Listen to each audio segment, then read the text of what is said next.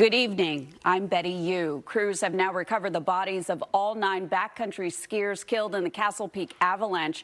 Today, we also learned the names of the 3 guides from the tour company who died.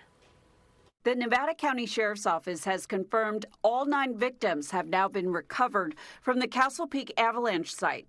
All but one of the victims were from California, many with ties to the Bay Area and Northern California.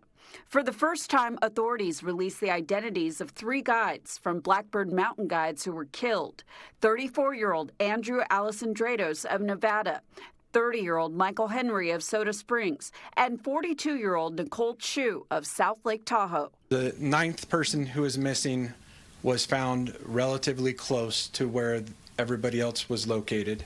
That night it was whiteout conditions and they were unable to locate that individual, but when the conditions permitted, they were able to quickly locate that individual. At a Saturday press conference, the sheriff praised the multi-agency effort, calling it a large-scale operation involving the CHP, PG&E, and the California National Guard. We started bright and early with CHP going in to try and complete the operation. CHP was able to remove 1 decedent, however, the winds made them unable to complete any other hoists. The California National Guard was on site, and they continued the hoist operation and were able to return the other 3 decedents from the field.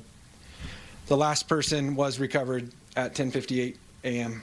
42 search and rescue volunteers also helped on the last day of the operation. They are pretty amazing people, and it's an honor to work with them. I want to just make sure that everyone knows those are volunteers. And when we ask them to leave their houses and help their communities, they do so willingly. And this has been a very difficult case for them, for the Sheriff's Office personnel, from all the agencies, from all of our partners. This has been very difficult, and we cannot say enough how tremendously sorry we are for the families that has been affected by this avalanche. The 6 other victims were women who were part of a close-knit group of friends, some of them from Marin County.